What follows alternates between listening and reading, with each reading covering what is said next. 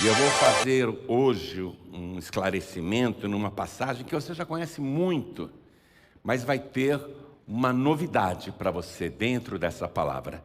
Então pegue, por favor, o Evangelho e abra em Marcos capítulo 5, versículo 35. Evangelho de Marcos, capítulo 5, versículo 35. Se tiver alguém ao seu lado sem a palavra de Deus, mostre aonde que nós vamos ler. Está documentado o seguinte: estando ele ainda falando, quer dizer, Jesus estava conversando com uma mulher.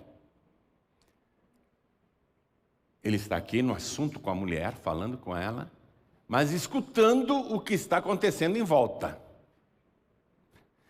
O Senhor sempre sabe de tudo, né? Ele sempre está ligado em tudo. Estando ele ainda falando, quer dizer, Jesus estava falando com aquela mulher, estando ele ainda falando, concluindo o assunto com ela, chegaram alguns dos principais da sinagoga. Alguns do principal da sinagoga. Tinha um homem na frente de Jesus, desesperado, transtornado. Ele era o principal da sinagoga. E chegaram algumas pessoas do círculo dele, da igreja dele. A sinagoga era, ou é ainda, a igreja dos judeus. Aliás, a igreja cristã foi totalmente baseada na planta da sinagoga. Então chegaram alguns da igreja, daquele líder. Estando Jesus ainda falando com aquela mulher, concluindo a conversa, chegaram alguns do principal da sinagoga. O nome desse principal da sinagoga era Jairo. Jairo. Esse nome é hebraico e vem do hebraico Jair, que significa Deus ilumine. Então, eu estou colocando você no contexto da situação. Jesus está rodeado por uma multidão, tem muita gente. Ele está terminando o assunto com uma mulher, e ao lado de Jesus tem esse Jairo, o principal da sinagoga, e alguns do seu círculo de amizade chegaram para falar com ele e falam uma coisa com esse Jairo, e Jesus escuta. Preste atenção. Estando Jesus ainda falando, chegaram alguns do principal da sinagoga, a quem disseram, falaram para o Jairo, a quem disseram: a tua filha está morta. Para que enfadas mais o mestre? O homem estava transtornado. Eu não sei se cochicharam isso para ele, ou se sacudiram ele, porque ele estava enlouquecido. Ele queria um milagre para sua filha. Mas alguém chega e diz, ou cochichando, ou chacoalhando, para trazer ele à realidade, e a realidade é dura. Aconteceu uma tragédia, a filha única dele morreu, e essa pessoa diz para aquele pai transtornado: por que você ainda está enfadando o mestre? A tua filha está morta. Quer dizer, trazendo para ele uma realidade. Ele tem que assumir: a filha está morta. É inútil continuar falando com Jesus. Acabou. A menina morreu. Uma menina de 12 anos. Filha única desse homem que estava enlouquecido. Imaginem qual o pai que não enlouquece tendo uma filha única que foi definhando, e quando ele procura o auxílio é tarde demais. E dizem para ele: esquece, a tua filha está morta. E Jesus, tendo ouvido essas palavras, disse ao principal da sinagoga: não temas, crê somente. Muito forte, não? A menina está morta. Não temer o quê? E Jesus, tendo ouvido essas palavras, quer dizer, ele está tratando aqui com a mulher. Vem alguém no meio daquela multidão, aquele burburinho, o pai enlouquecido, transtornado, desesperado, querendo a ajuda de Jesus. E o Senhor escuta alguém falar para aquele pai: por que enfadas ainda o mestre? A tua filha está morta. A menina morreu. Já era. Esquece. Vamos embora. Em outras palavras, vamos embora. Desiste. E Jesus, tendo ouvido essas palavras, disse ao principal da sinagoga: não temas, crê somente. É incrível, é incrível, é incrível. Eu vou ler mais uma vez o versículo 36. Preste atenção e repita em seguida, inclusive quem está ouvindo pela rádio, ou pela internet, ou pela TV. Quero que você repita em seguida, os que estão aqui e os que estão à distância. Vamos lá. E Jesus, vamos bem alto. E Jesus, tendo ouvido essas palavras, que palavras? Hein? Que palavras? A tua filha está morta. Repita de novo. E Jesus, tendo ouvido essas palavras, disse ao principal da sinagoga: meus pêsames. Não foi isso? Então vamos de novo, eu vou ler outra vez aqui. Um pai recebeu a notícia que a filha acabou de morrer, que é inútil procurar socorro em Jesus, que é melhor ir para casa, cuidar do funeral, cuidar do enterro da filha única, ir para casa, chorar a defunta, sair do meio daquela multidão que ainda tinha esperança. O caso dele não tem mais esperança. Disseram para o pai: a tua filha está morta, por que você ainda enfada o mestre? Não tem mais jeito, acabou, põe isso na cabeça, não tem mais jeito. Repita comigo. E Jesus, tendo ouvido essas palavras, disse ao principal da sinagoga: sinto muito.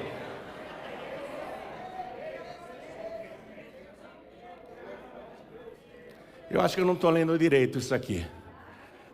Deixa eu esfregar os olhos. Deixa eu esfregar os olhos que eu vou ler direitinho. Vamos lá, versículo 36. E Jesus, tendo ouvido essas palavras. Que palavras? Sua filha está morta. Não tem mais jeito. Acabou. E Jesus, tendo ouvido essas palavras, disse para aquele pai: não temas, não temas, crê somente. Eu li direito? Foi isso que Jesus disse? Então dê uma salva de palmas poderosa para esta palavra. E enquanto você aplaude, olhe para o céu e glorifique ao Senhor. Escute, não temas, crê somente. Você entrou aqui cheio de problemas. Alguém até disse para você que não tem mais jeito, mas o Senhor está te dizendo: não temas, crê somente. Aplaude, aplaude, aplaude e glorifique, aplaude e dá glória. Pai querido, não é só esse povo aqui não. pela TV, pelo rádio, pela internet, em toda parte. Tem alguém te glorificando agora, até pelo podcast. Não só no Brasil, mas em todos os lugares do mundo onde esta palavra está sendo ouvida, tem gente te glorificando. Então abre o céu para receber este louvor, e sobre cada pessoa que te honra, derrama agora a tua bênção, a tua virtude, o teu poder. Pai, a tua palavra vai ser pregada agora. Vem com teu espírito. Tome a boca do pregador, tome os lábios do mensageiro. Envia a tua palavra com poder e autoridade. E que a tua palavra vá, percorra toda a terra e prospere naquilo para o qual está sendo enviada. Em nome do Senhor Jesus. Diga amém, Jesus. Poder se sentar, por favor. Você não tem ideia do quanto foi difícil para este pai, na última hora do desespero, procurar a ajuda de Jesus. Porque ele era um dos líderes da sinagoga. A sinagoga, em cada cidade, era uma congregação que se reportava ao templo em Jerusalém, a sede. E a sede é que dizia o que devia ser feito, quem era de Deus e quem não era. E o templo de Jerusalém distribuiu um comunicado para todas as sinagogas de Israel, dizendo: qualquer pessoa do nosso povo que comentar ou confessar que Jesus é o Cristo, o ungido, o Messias, que seja expulso, excluído. E ser excluído da sinagoga significava perder a herança da família, a família tinha que deserdar a pessoa. Ser excluído da sinagoga significava perder todas as amizades. Os membros de uma sinagoga local não poderiam conversar nem cumprimentar a pessoa que foi expulsa da igreja, excluída do rol de membros. Até a própria família estava proibida de continuar conversando com a pessoa que foi excluída. Porque o templo de Jerusalém declarou Jesus um enganador, um falso profeta, um mentiroso, um ilusionista. Então, quem confessasse que Jesus era o Cristo, o Messias, o ungido, que fosse expulso. Isso a membresia, hein? Imagine a liderança. Imagine o chefe da igreja local. Vamos dizer, o pastor local. Imagine um líder de uma igreja local, de uma congregação local, o líder de uma sinagoga, um dos chefes da sinagoga, procurar a ajuda de Jesus. Será o caminho para a exclusão, ser arrancado do ministério, perder o sacerdócio, perder o prestígio na sociedade, ser expulso do rol de membros e até excluído da família.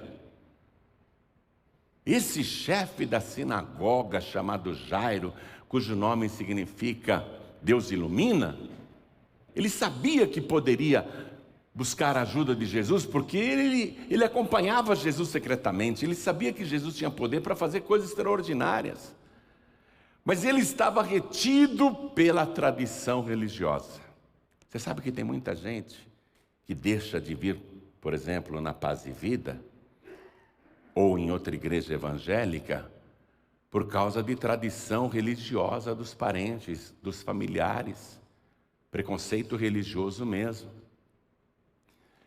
Muita gente gostaria de estar aqui e fica só acompanhando de longe, assistindo pela TV, ouvindo pela rádio, entrando no youtube.com/joãorib, vendo as mensagens, e a pessoa deseja muito vir aqui, mas não vem porque a família não ia gostar.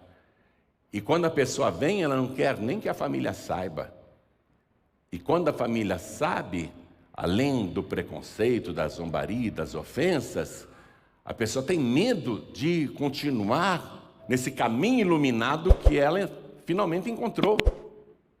Porque Deus ilumina a pessoa. A pessoa encontra finalmente a luz da vida e ela quer seguir a luz da vida, mas tem medo da oposição das trevas, da tradição religiosa, dos familiares, do preconceito da sociedade, da parentela, dos amigos. Aí a pessoa, ela fica sempre escondida, em secreto, não dá continuidade à vida espiritual, não se batiza nunca, não toma santa ceia. Se tornar dizimista, então, isso seria a pior tragédia. A família iria arrancar o couro.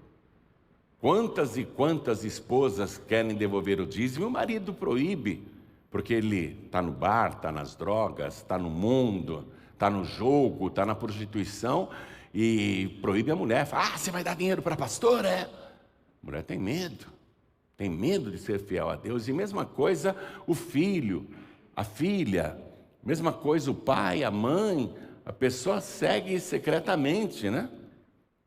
É complicado, muito complicado. Eu me lembro que uma vez um homem se converteu na Paz e Vida, o nome dele era Nicolau. Ele já tinha uma certa idade, mas finalmente encontrou a luz, foi iluminado, né? Jairo foi iluminado, recebeu a iluminação de Deus. Jesus disse, ninguém pode vir a mim se o Pai não enviar. E aquele Nicolau foi enviado, ele sozinho frequentava a igreja, a família nem sabia. Depois ele se batizou nas águas, aí a família ficou sabendo, foi uma tragédia. Coitado do Nicolau, sofreu muitas ofensas. E o Nicolau continuou frequentando, depois se tornou dizimista, membro fiel. Um dia eu estou no meu trabalho e me ligam, o Nicolau morreu. Aonde vai ser o enterro? Em Carapicuíba. Eu vou para lá. Cheguei no cemitério, toda a família lá dentro de uma capelinha. Eu entrei, vi o cadáver do Nicolau num caixão coberto de flores. Olhei para o meu amigo Nicolau. O cadáver tinha até um sorriso. Olhei, fiquei satisfeito. Fui lá só para me despedir do meu amigo mesmo. E vou esperar agora ele ser sepultado. Aí saí da capelinha, todo mundo chorando, uma choradeira, uma gritaria. Saí da capelinha. Fui lá fora na calçada. A capela está ali. Eu sentei na guia. Eu vou ficar esperando agora o enterro do Nicolau. Estou lá esperando. Aí chega um homem, vestido normal. Ele se abaixa. Quando ele se abaixou, dentro do bolso aqui tinha um maço de cigarro. Eu vi o maço de cigarro. Ele olhou e disse assim, o senhor é pastor, não é? Falei, sou. O homem estava vestido à paisana, normal. Sou. Muito prazer, pastor. Eu sou o padre da família. Falei, tudo bem, padre? Levantei. Tudo bem? Cumprimentei o padre. Pastor, a família me chamou aqui porque todos são católicos. E me pediram para fazer a cerimônia fúnebre do falecido. Mas nós sabemos que ele se converteu e se batizou na sua igreja. Falei, é verdade. Então vamos fazer o seguinte, pastor. Vamos fazer juntos a cerimônia fúnebre do Nicolau? Falei, tá. Aí o padre me disse, então vamos combinar, pastor. Eu faço as rezas e você prega. Porque vocês são melhores para pregar. Falei, tá bom, seu padre. Aí entramos lá na capelinha, o padre botou a roupa dele, né? Aquela roupa preta de padre. Ele ficou do lado de cá do caixão, eu fiquei do lado de cá do caixão. E a capela lotou, porque eram as últimas palavras, todo mundo quis entrar. Aí o padre pegou um livro e começou a ler as rezas. É interessante isso, né? Eu vou, por exemplo, num casamento em igreja católica, até a oração o padre tem que ler? O padre não sabe orar, não sabe rezar? Faz não sei quantas cerimônias fúnebres, faz não sei quantos casamentos aí por mês, não sabe fazer um casamento sem ler? Aí, o padre foi lendo a reza, ele lia a reza em voz alta, e todo mundo, todo mundo arrancando os cabelos, chorando, se debatendo. E o padre lendo as rezas, e todo mundo, Agora o pastor vai dizer algumas palavras. Aí eu abri a minha Bíblia e li as palavras do Senhor Jesus. Não se turbe o vosso coração. Credes em Deus, crede também em mim. Na casa do meu Pai há muitas moradas. Se não fosse assim, eu vou-lo teria dito, pois vou preparar-vos lugar. E quando eu for, eu virei outra vez e vos tomarei para mim mesmo, para que onde eu estiver, estejais também. Aí comecei a falar, essa foi a fé desse homem. Esse homem morreu com essa fé, acreditando nessas palavras. Eu fui falando que o Espírito Santo foi me dando. E aquele pessoal que estava, foi parando de chorar, até que não tinha mais um choro, não tinha mais um lamento. E olhava para as pessoas em volta, todo mundo olhava para o outro lado. Terminei a minha parte. Antes que levassem, o caixão, eu saí da capela. Quando eu saí da capela, veio um monte de gente atrás de mim. Esvaziaram a capela, deixaram o padre lá com o defunto. Só o corpo, Porque a alma Jesus já tinha levado. Pastor, me dá o endereço da sua igreja, Ó, é claro que eu dei, Lógico. Mas o preconceito existe por falta do conhecimento. Nós somos barrados, somos perseguidos, somos criticados, somos xingados, somos ofendidos. Eu não estou falando só de mim, não. Eu nem dou bola para isso. Nem ligo para o que falam de mim. Quem tem medo de crítica não deve pregar o evangelho, não. Quem tem medo de ser criticado não deve fazer a obra de Deus. Eu nem dou bola. Podem falar de mim o que quiserem, mas falam também de você, dentro da sua casa. Mas eles falam de você, eles criticam você, eles ofendem você, porque eles não conhecem quem é o nosso Senhor e Salvador Jesus Cristo. O dia que eles conhecerem, toda lágrima será enxugada. Nós não choramos em funeral. É muito interessante isso, a gente não chora em funeral. Eu estou com vontade de falar, vocês querem ouvir? Quando eu ainda não era pastor, acho que eu tinha uns 24 anos de idade aproximadamente, eu só andava com os pastores porque eu gostava. Eu largava a minha agência de propaganda e ia com eles, gostava de acompanhá-los. E uma vez a gente estava na Secretaria Executiva da Igreja do Evangelho Quadrangular, o meu tio Jaime Palharim, que foi, sem dúvida nenhuma, o maior evangelista do século XX aqui no Brasil. Meu tio estava muito ocupado e o pastor Oséias, que tinha mais ou menos a minha idade, falou para o pastor Jaime, Pastor Jaime, morreu a membro fulana de tal e a família quer que o senhor vá fazer a cerimônia fúnebre. Meu tio falou, não tenho tempo, eu estou cheio de serviço, não vão vocês fazer a cerimônia fúnebre. Aí, sim senhor, saiu o pastor Oséias e o pastor Celso, e eu fui junto. Fui na bagagem, peguei uma carona e fui. Era em Barueri, se eu não me engano. Quando nós chegamos, era uma casa, tinha bastante gente na frente. A casa também tinha muita gente. A família era numerosa.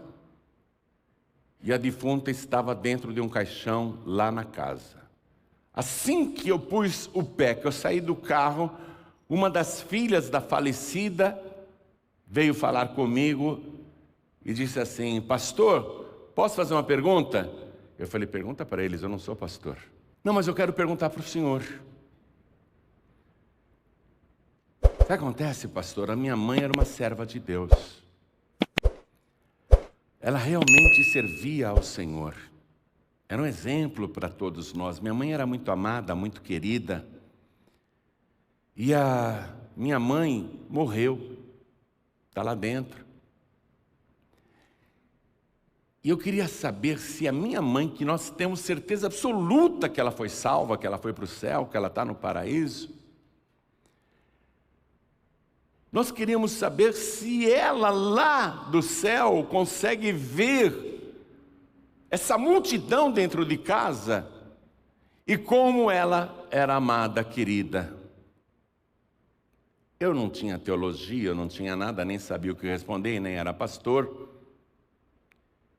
Eu disse, olha, eu acho que lá no paraíso, Deus deve ter um sistema de transmissão ao vivo, que nem a gente fica vendo, por exemplo, notícias de outros países na mesma hora em que estão acontecendo.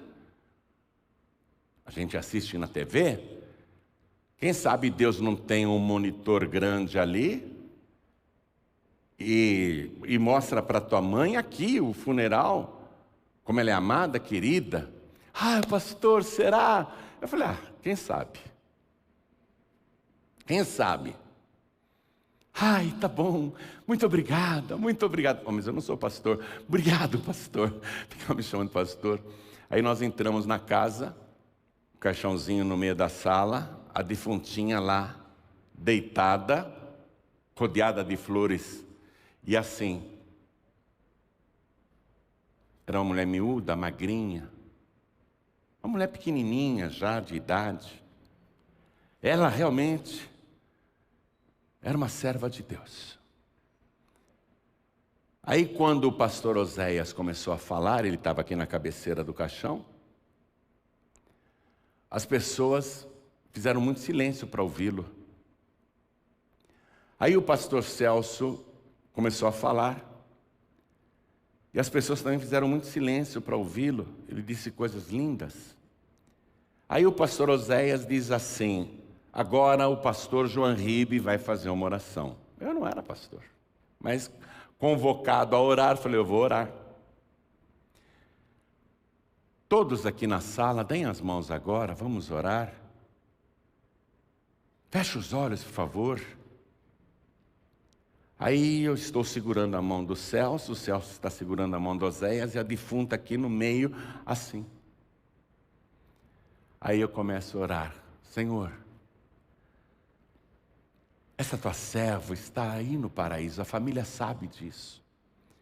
Mas as filhas gostariam muito que a mãe estivesse assistindo essas homenagens, que ela visse aqui o quanto ela é querida. Senhor, se for possível, permita que ela veja o que está acontecendo aqui. Quando eu falei isso, eu abri os olhos e olhei para a defunta. O Celso abriu os olhos e olhou para a defunta. E Oséias abriu os olhos e olhou para a defunta. A defunta estava assim. Quando eu disse, permita que ela veja o que está acontecendo aqui, a defunta fez assim. O Celso se tornou depois deputado estadual. O pastor Oséias continua na igreja. E toda vez que o Celso me encontra, ele comenta essa história. Já tem muitos e muitos anos que isso aconteceu. Eu vou dizer uma coisa para você. A morte existe para a humanidade. Mas para quem é de Cristo, a morte não existe. Quem crê em Jesus, passou da morte para a vida. Nós nunca mais morreremos. O Jairo parece que foi iluminado. Eu preciso de Jesus. Que venham as consequências. Que me excluam da sinagoga, que eu perca o sacerdócio, que eu seja deserdado, mas eu vou atrás de Jesus porque a minha filha está quase morta. E quando ele finalmente encontrou Jesus, ele não disfarçou, não. Ele podia chamar Jesus ali no meio da multidão: Senhor, posso falar em particular? Né? Medo de ser visto com Jesus ou de ter testemunhas do pedido que ele ia fazer. Ele podia: Jesus, eu preciso muito falar com o senhor em particular, você pode me dar um minutinho, por favor?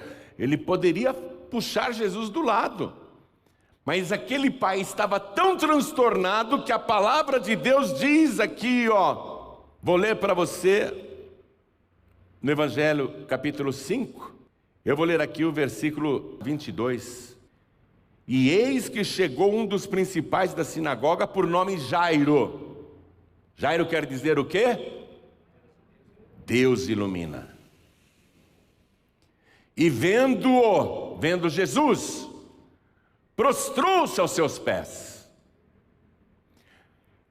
Ele não foi tentar ali uma aproximação, ele simplesmente se colocou na frente de Jesus, diante de toda a multidão, o líder da igreja que não podia fazer aquilo. Ele se ajoelha, ele se prostra, ele obriga Jesus a vê-lo, ele obriga Jesus a pará-lo. Jesus para na frente dele e ele começa a rogar, ele começa a suplicar: Senhor, a minha filha está quase à morte, por favor, venha colocar a tua mão sobre ela para que viva.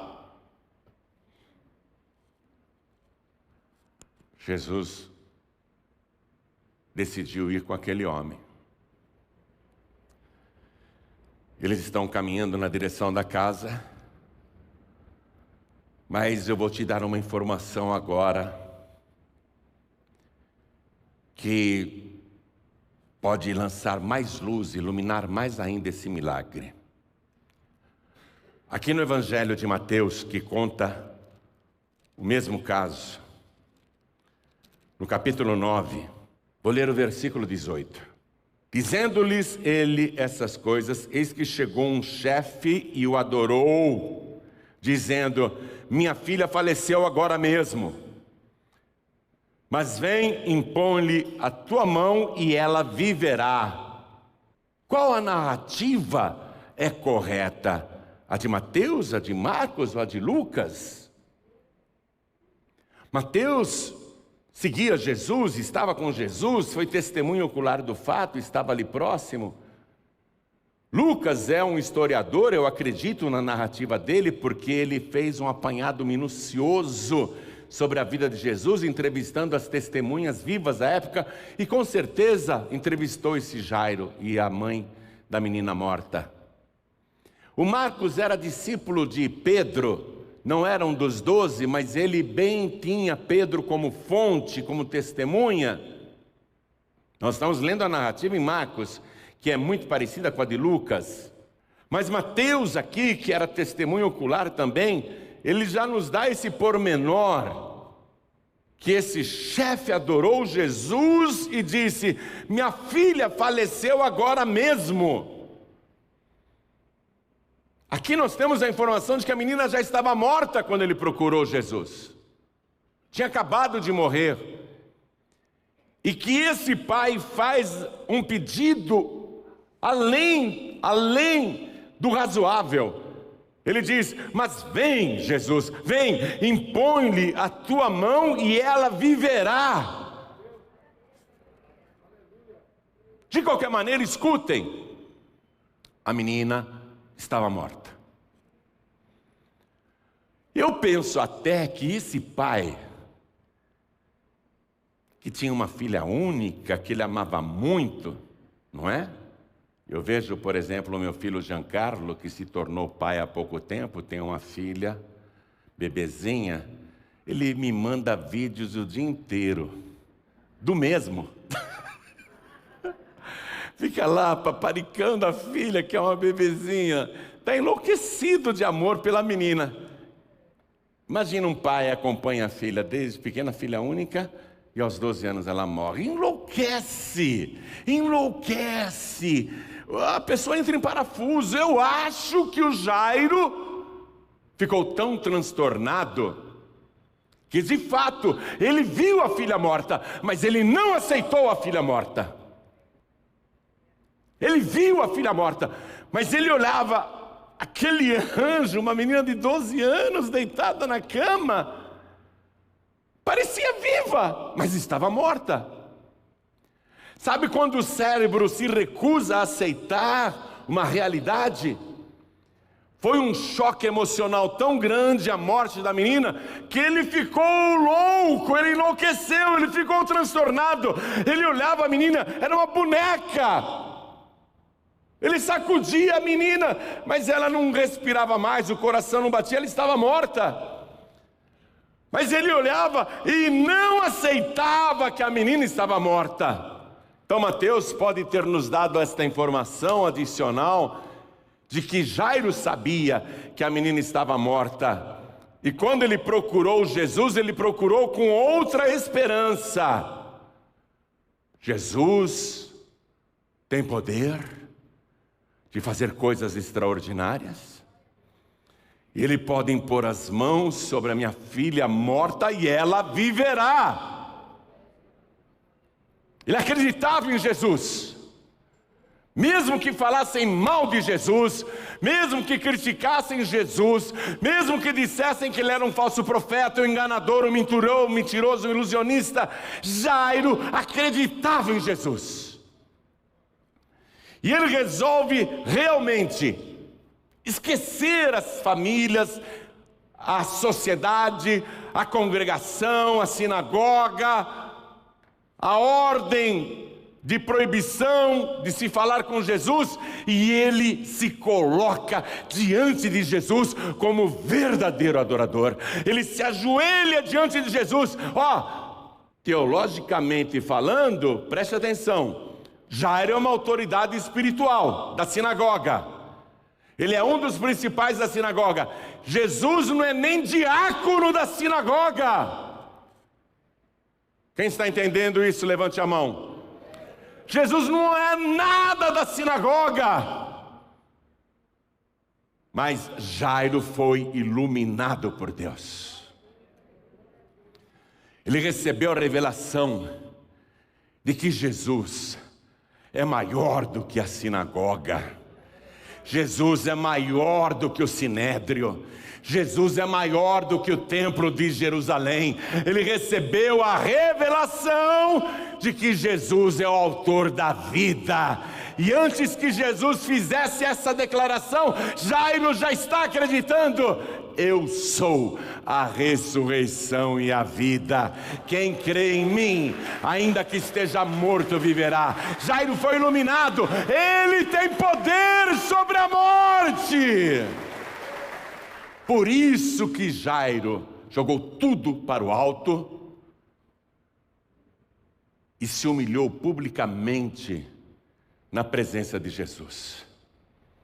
Vê se na hora que eu perguntar se você quer entregar a vida para Jesus, vê se você levanta a mão e vem aqui para frente e se humilhar. Não fica cheio de dedos. Ai não, o que é que vão pensar de mim? Jairo não estava nem aí, agora não está mais nem aí. Durante um bom tempo ele demorou, mas agora ele resolveu assumir a fé em Jesus Cristo. Há quanto tempo você está para assumir essa fé em Jesus? Fica escondendo de todo mundo a tua fé em Jesus. Fica seguindo Jesus de longe, fica assistindo aí pela TV, hein? Atrás aí da televisão, coração queimando, né? Coração ardendo. Puxa, Como é gostoso ouvir a palavra, como é bom ouvir a palavra, como eu queria estar lá. E por que você não vem? Temos reuniões de segunda, 10 da manhã, 6 da tarde. Quarta-feira, 9 horas da manhã, 3 da tarde, 6 da noite. A semana inteira assim. Domingo, 3, 5 reuniões aqui na sede. Por que você não vem? O que está te prendendo? Você vai esperar a coisa ficar mais azeda? Você vai esperar a coisa piorar mais ainda? Jairo deixou para a última hora. Mas vou dizer uma coisa muito boa para quem demora.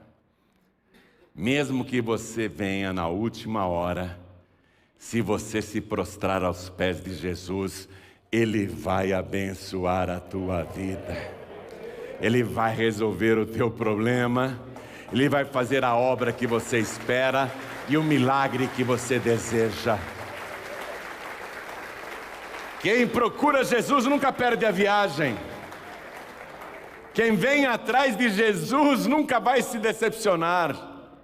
Por isso que Jesus ouviu alguém dizer para o Jairo: por que enfadas ainda o mestre? A menina, a tua filha, está morta. Jesus, ouvindo essas palavras, o que foi que ele disse? Tudo bem, Jairo, eu vou lá fazer a cerimônia fúnebre, tá? Foi isso que Jesus disse? Jesus, ouvindo essas palavras: não enfades mais o mestre, a tua filha está morta. O que foi que ele disse? Jairo, eu vou encomendar a alma dela, fique tranquilo. Foi isso que Jesus disse? Jesus, ouvindo isto: Jairo, não incomodes mais o mestre, não enfades mais o mestre, a tua filha está morta. Jesus disse para Jairo: Jairo, não se incomode, eu vou fazer a extrema unção. Não foi nada disso.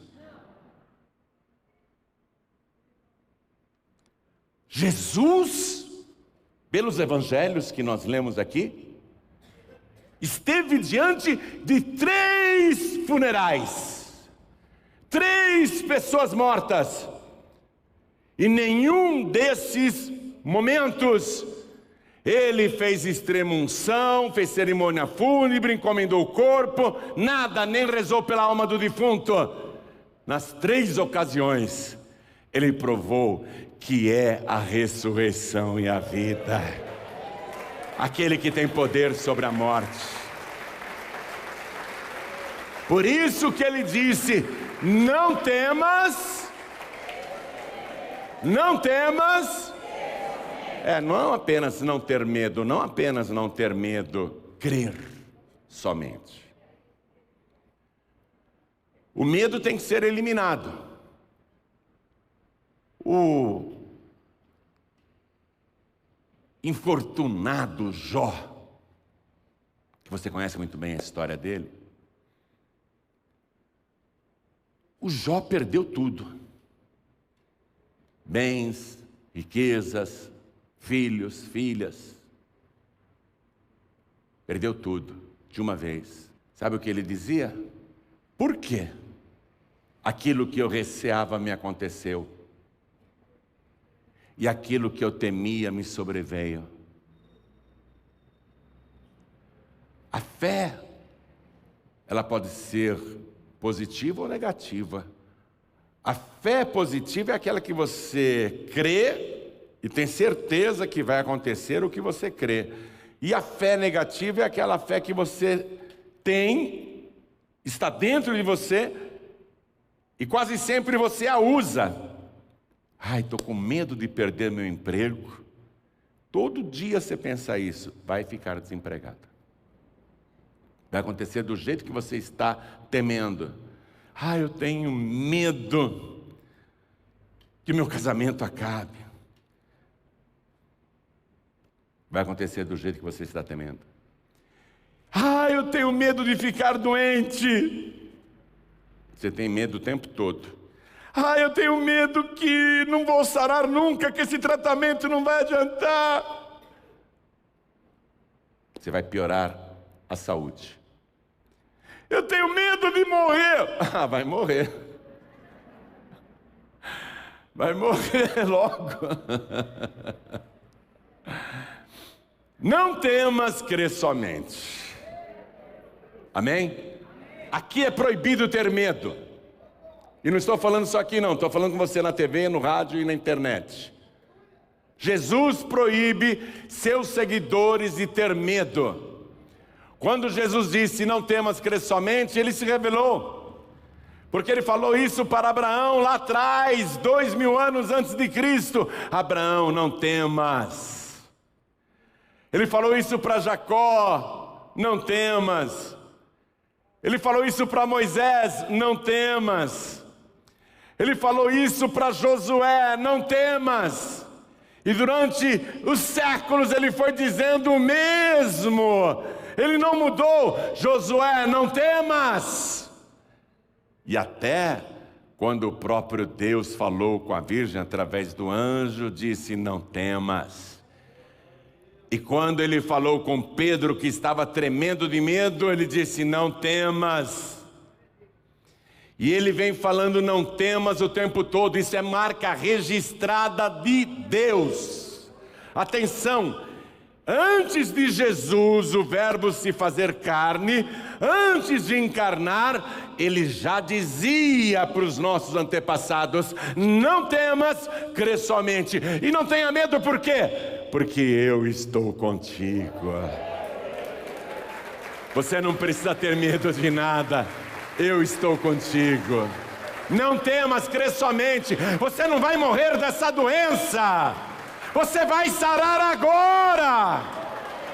Você não vai ficar na miséria, não. Pelo contrário, não temas, você vai prosperar. Não temas, a tua família não vai se perder. Toda a tua família será salva. Não tenha medo, você não vai morrer, não. Olha para mim, o médico te desenganou, a ciência não te deu mais esperanças? Não temas, crê somente. Quem está falando com você é o mesmo que falou com Jairo. Não temas, crê somente. O caso do Jairo era mais do que perdido. Humanamente falando, mais do que perdido. Não temas, crê somente. Jesus, quando chegou na casa, estava um alvoroço. Muita gente chorando e lamentando. Finalzinho do versículo 38. Aliás, vou ler inteiro, por que não? E tendo chegado à casa do principal da sinagoga, viu o alvoroço e os que choravam muito e pranteavam. Choravam muito e pranteavam. Ué, chorar e prantear não é a mesma coisa? Chorar é quando a lágrima escorre e queima a face. Estou chorando aqui. Soluço, respiro com dificuldade, estou chorando. Agora prantear, prantear, choravam e pranteavam muito. Prantear é quando você junto com o choro solta um lamento. Por quê? Por quê? Prantear é quando junto com o choro você lamenta o ocorrido. Era tão pequeno, era tão jovem, tinha a vida toda pela frente. Isso é prantear. Junto com o choro, o lamento, a queixa. Choravam muito e pranteavam. Mas naquela época de Jesus, havia os pranteadores profissionais. E o próprio templo de Jerusalém tinha colocado normas a respeito disso. Quando alguém morria, seriam 7 dias, atenção, 7 dias de luto. 7 dias de choro e lamento, 7 dias. E a coisa se descontrolou. Há relatos de que pessoas se embebedavam muito nesses funerais, porque era servida comida e também vinho. E o templo de Jerusalém limitou a quantidade de vinho para se beber por dia nos funerais a apenas 10 copos de vinho. Tiveram que colocar uma norma: olha, em funeral é proibido por dia beber mais do que 10 copos de vinho, porque o pessoal bebia. Quem ia lá nos 7 dias, e o Jairo era um homem rico, todo mundo sabia que ia ter comida, bebida. E os pranteadores profissionais correram para lá, para a casa do Jairo. A menina morreu! Oba! Eles ganhavam para chorar. As mulheres eram chamadas de carpideiras. E o Sinédrio também tinha determinado que em cerimônias fúnebres, mesmo a família mais pobre tinha que ter uma pranteadora e 2 tocadores de flautas. Então tinha gente que vivia disso. Sabe aquelas atrizes, aqueles atores que choravam com facilidade? Eu, quando vejo um filme assim, que uma atriz chora, eu falo para minha esposa: eu jamais namoraria uma atriz, né? Então tem gente que chora assim, que parece real. Os pranteadores, as carpideiras ganhavam para fazer lamentos e tocar flautas nos funerais. Eram 7 dias de faturamento. Quando havia a notícia de que alguém morreu, aonde? Vamos lá. A casa enchia de lamentadores, de tocadores de flautas, de carpideiras. Até quem não conhecia a defunta, dependendo das posses da casa ou do dono da casa, até quem não conhecia a morta ou o morto, ia para lá porque sabia que ia ter comilança, bebida, vinho, no mínimo 10 copos de vinho. Gente, quando Jesus chegou, ele viu esse alvoroço. Não era um funeral, era um espetáculo. Jesus não gosta de espetáculo, não. E tendo chegado à casa do principal da sinagoga, viu o alvoroço e os que choravam muito e pranteavam, porque depois eles iam cobrar o pai da menina morta. A gente está aqui desde o primeiro dia, viu? Estamos há 1 semana chorando, pranteando, tocando flauta. Vê o que o senhor pode dar para a gente aí de pagamento. Assim que enterrassem a menina e acabassem os 7 dias de funeral, esses pranteadores profissionais iriam fazer fila para cobrar o Jairo, coitado. Choramos muito, viu? Tô até magro de tanto que eu chorei, desidratei. Um ia querer receber mais que o outro. Chorei mais que você, eu mereço mais, eu gritei mais. Eu fiquei tocando flauta até de madrugada. Jesus viu aquilo, ficou indignado. Um comércio num funeral, gente. Um espetáculo. Aí, versículo 39. E Jesus entrando disse-lhes: por que vos alvoroçais e chorais? A menina não está morta, mas dorme. Versículo 40. E riam-se dele. Os pranteadores profissionais, eles tinham conhecimento de quando alguém morria, porque eles tinham ido já em vários funerais. Eles sabiam quando uma pessoa estava morta, e aquela menina estava morta. Mas Jesus disse: ela não está morta, mas dorme. E eles passaram do pranto profissional para o escárnio, imediatamente, porque eram atores.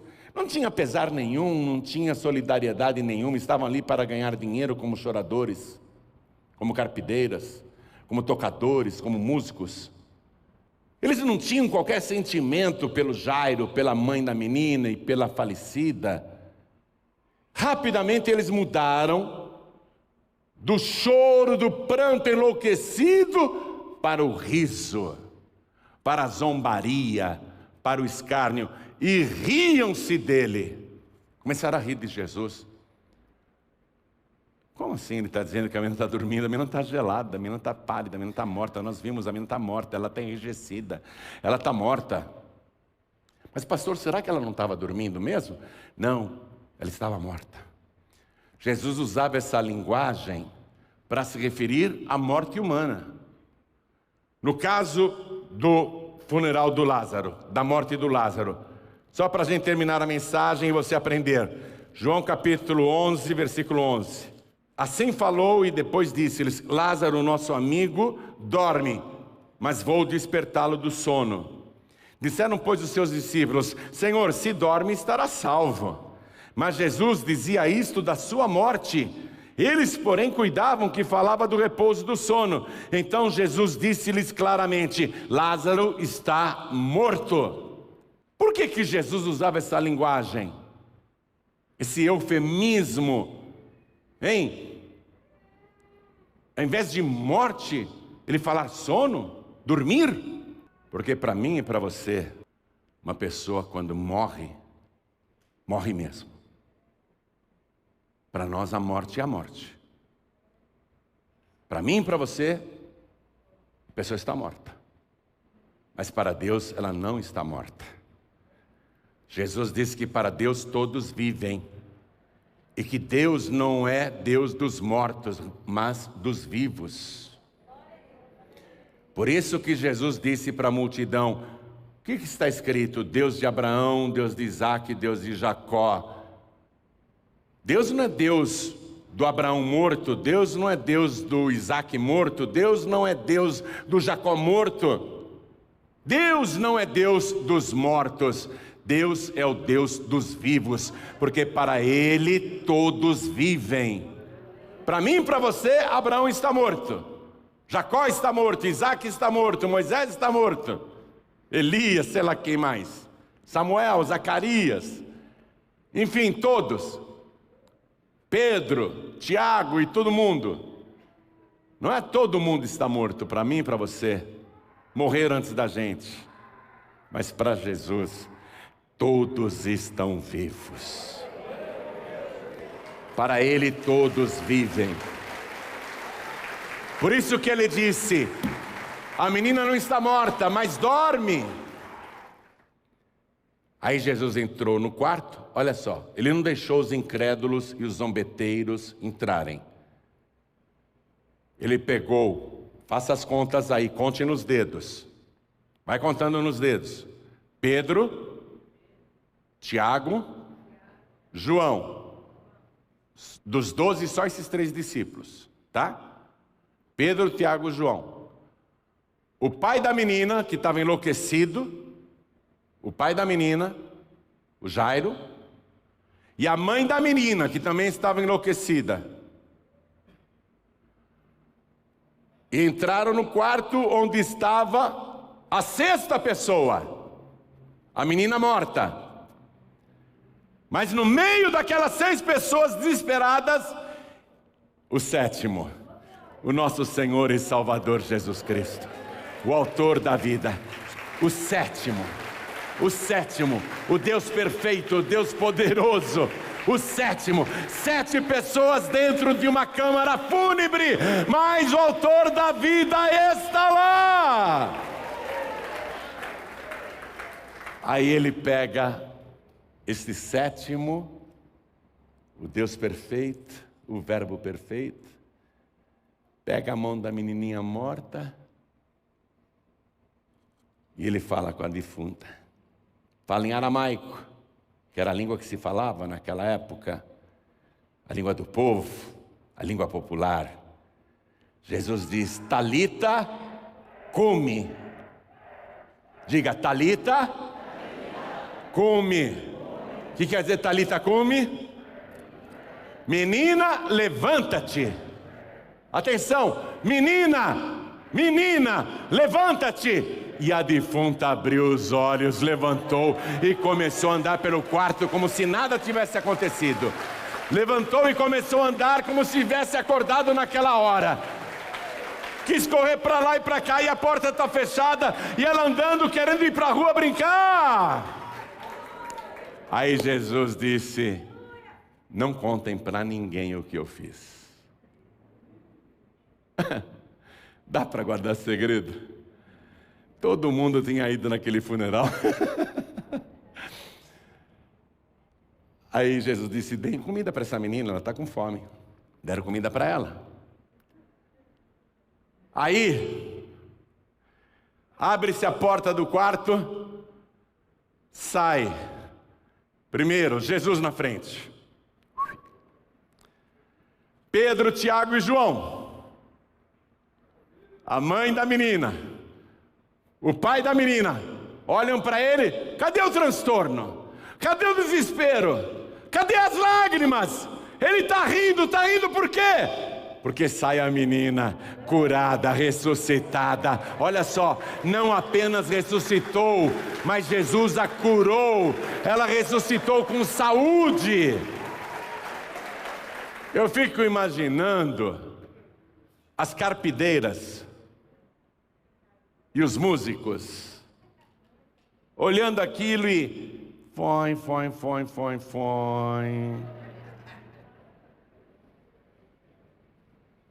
Não é? Passei uma semana aqui. Não, ia passar uma semana, né? Não deu tempo nem de passar uma semana. Eu ia faturar nessa semana aqui, eu ia ganhar um dinheirão. Esse Jairo aí tem muito dinheiro. Eu ia cobrar caro, eu ia gritar muito, chorar muito, tocar muita flauta. Ia ficar aqui dia e noite, ia passar 7 dias regando o bofe, tomando vinho, no mínimo 10 copos por dia, comendo à vontade. Ia ganhar um dinheiro no final de 7 dias ainda. O que aconteceu? Foi. Vão ter que ir embora de mãos vazias. Viu? De barriga vazia, viu? Sem álcool, sem nada. Vão ter que ir embora totalmente vazios e arrasados, porque eram mercantilistas, eram mercenários, estavam só atrás do lucro. Vão ter que ir embora de mãos vazias. Vou dizer uma coisa para você agora, quero que você tome posse. O diabo fez um alvoroço na tua vida, chamou o inferno inteiro, não só para tocar flauta sobre a sua desgraça, sobre a sua doença, sobre o seu infortúnio, sobre a sua dor, sobre o seu sofrimento, sobre as suas lágrimas. O diabo não trouxe apenas demônios para cantarem em cima da sua tristeza. O diabo trouxe o inferno inteiro para cantar até rock. Todos os instrumentos do inferno, o diabo estava afinando para tocar na tua desgraça. O diabo ia tomar tudo de você, mas quer saber? Jesus apareceu. Jesus entrou na tua vida, Jesus entrou na tua casa. O diabo vai ter que guardar a viola, a guitarra, a bateria, os instrumentos. Ele vai ter que guardar o canto. O seu alarido de vitória, o diabo vai ter que engolir, porque a vitória é tua. O diabo vai ser despedido de mãos vazias. Quero que você tome posse dessa palavra. Olha para mim. Hoje você começou a viver o sobrenatural de Deus. Você veio aqui só me fazer uma visita? Você veio aqui só por curiosidade? Alguns vieram. Alguns vieram. Mas Deus falou com você. E Deus está te conclamando agora a permanecer prostrado, prostrada aos pés do Senhor Jesus. Porque sabe aquela situação que você achou que não tinha mais jeito? Sabe aquele negócio que você pensou que estava perdido? Sabe aquele familiar, o filho, a filha, o marido, a mulher, o pai, a mãe, sogro, a sogra, o tio, a tia, o avô, a avó, que pensavam, que diziam que era o fim? Não temas, olha para mim, não temas, não temas. Quem disse que é o fim? O diabo falou que é o fim? A ciência disse que é o fim? A medicina disse que é o fim? Disseram que não tem jeito? Que você está perdido, perdida? Quem falou que não tem jeito? Disseram para você, é bobagem ir lá na Paz e Vida. Vai lá importunar o pastor. Vai lá pedir oração para quê? Vai fazer campanha de oração para quê? Você não está vendo que esse caso não tem mais jeito? Disseram isso para você? É porque eles não conhecem quem está neste lugar. Quem está nesse lugar é aquele que tem todo o poder no céu e na terra. Ele tem autoridade até sobre o inferno e sobre a morte. Ele tem poder sobre o câncer. Ele segura o vento na palma da mão. Ele dá ordem e o mar se aquieta. Ele caminha sobre as águas. Ele faz multiplicação. Ele ressuscita os mortos. Evangelho de Marcos, capítulo 9, versículo 23 diz, ele diz, tudo é possível ao que crê. Vamos ficar todos de pé. Chegou a hora de você fazer uma amizade eterna com Jesus. Chegou a hora de você fazer uma aliança definitiva só com Jesus. Pode esquecer anjos, protetores, divindades, espíritos, entidades, padroeiros, padroeiras, homens, mulheres, guias, médiuns. Chegou a hora de você fazer uma amizade definitiva com Jesus. Definitiva e eterna. Quem é amigo eterno de Jesus, não é só para esta vida não. É por toda a eternidade. Num lugar onde o tempo não se conta mais. Um lugar onde não há pessoas doentes, nem pessoas que choram. Porque lá a morte não existe. E Deus enxuga dos olhos toda lágrima. É um lugar de delícias. Um lugar eterno. Mas só para quem é amigo exclusivo de Jesus. Só para quem é amiga exclusiva de Jesus. Eu não troco esta amizade por ninguém nem por nada. Nem por ouro, nem por prata, nem por riquezas, nem pelo mundo todo. Porque o que eu encontrei em Jesus é o maior tesouro que uma pessoa pode encontrar. É o tesouro escondido. É um tesouro impossível de se avaliar o seu preço. Quem tem Jesus não o troca por nada. Mas tem que ser só Jesus. Só Jesus. Qual é a tua situação? Seja qual for. Se você entregar a sua vida para Jesus agora, Ele vai dar jeito nela. Ele não vai remediar não. Ele não é de colocar remendos, de quebrar galhinhos, de contemporizar, de dar uma ajeitadinha. Não, Ele vai resolver. Se você entregar a tua vida para Jesus, Ele vai resolver tudo. Você vai ser a pessoa mais rica e mais feliz da terra. A nossa riqueza será igual. Se você entregar a tua vida para Jesus agora. Então eu vou fazer o convite mais importante que você poderá ouvir nesta vida. Nesta existência que vai passar. Mas se você aceitar este convite, nunca mais passará. Você nunca mais morrerá. Você vai viver para sempre.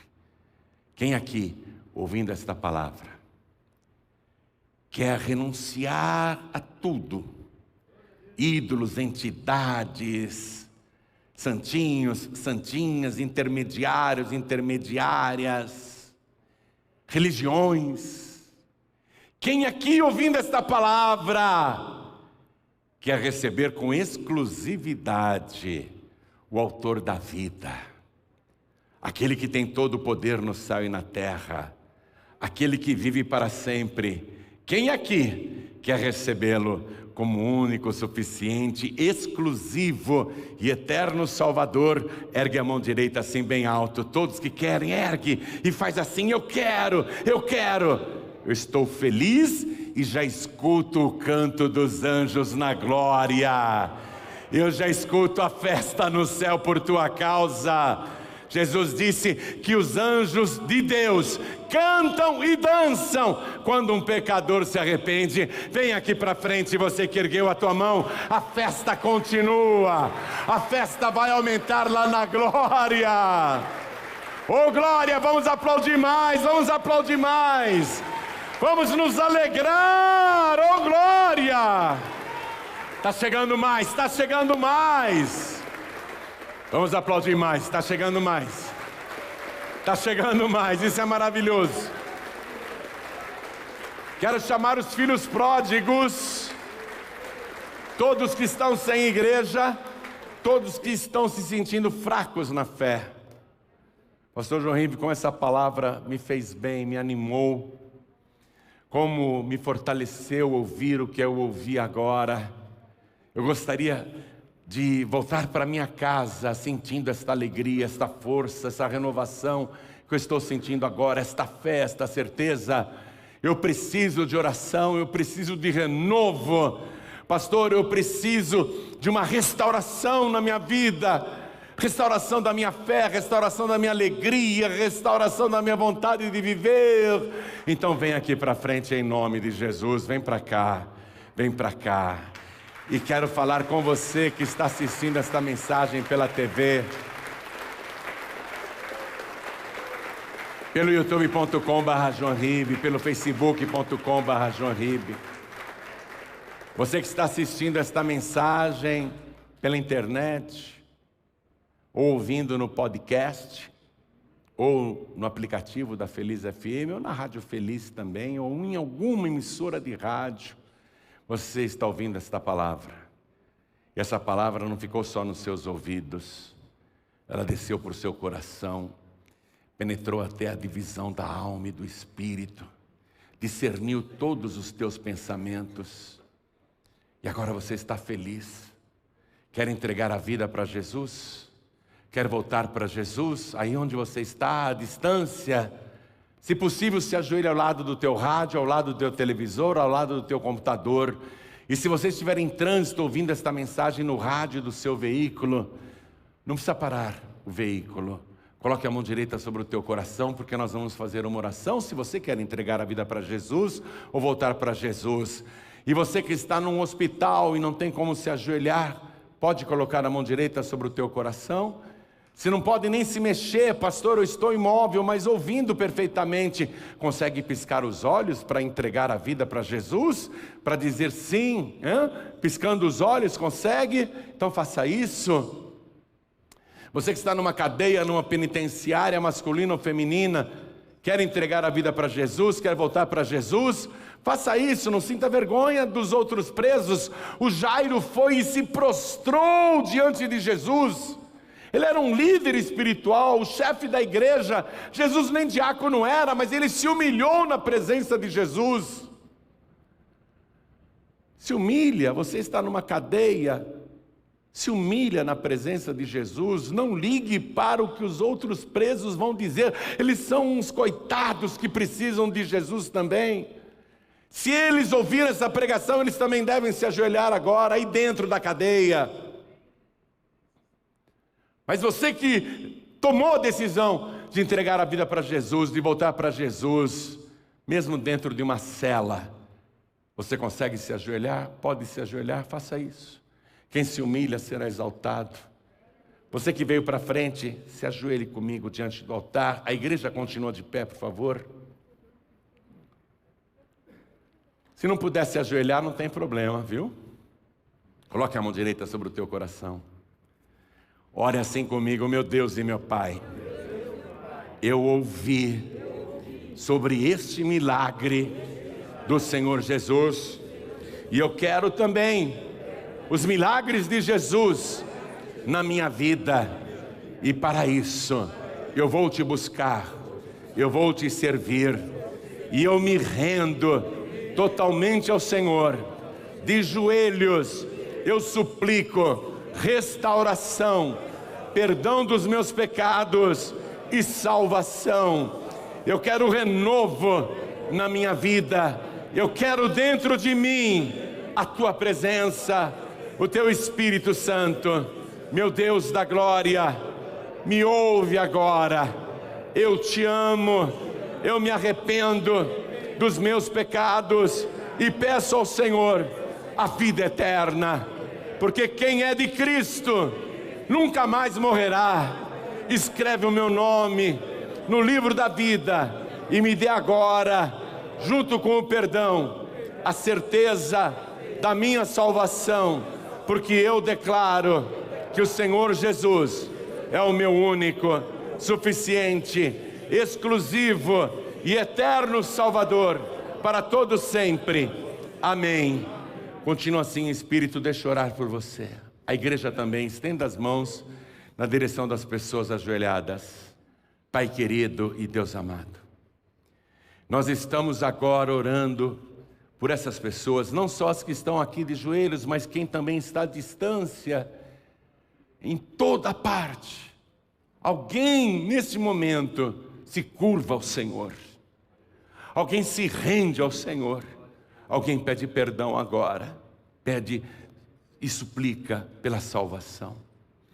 Ouve, Senhor, a nossa oração, perdoa os pecados desta pessoa do jeito que ela te pediu. Eu intercedo por ela, eu suplico que o Senhor realmente escreva o nome desta pessoa no livro da vida do Cordeiro, os que estão aqui e os que estão à distância também, e restaura cada vida, retira os vícios que atrapalham, retira toda doença, toda dor e enfermidade, retira toda perturbação espiritual, retira tudo que vem infelicitando a vida desta pessoa, dá para ela, junto com o perdão, a alegria da salvação e mais ainda, o teu Espírito Santo. Enche esta pessoa com o teu Espírito, enche esta pessoa e a faz transbordar com a tua presença. Faz isto agora, meu Deus, porque é para a glória do teu nome, e ajuda esta pessoa a perseverar até o fim. Segure-a pela mão, e se ela cair, levante-a, e se ela não tiver forças para caminhar, carregue-a nos teus braços de amor, mas conduza esta vida, porque ela quer andar contigo, e nunca mais ela vai te largar, e isso é com exclusividade. Meu Deus, é com exclusividade que esta pessoa se entregou agora, ela pertence somente a ti. Então dá para esta pessoa o que ela está precisando, além da vida eterna, uma vida abundante aqui na terra. É o que eu te peço e já te agradeço, no nome santo do teu Filho Jesus, assim seja feito. Amém, Senhor. Diga amém, Jesus.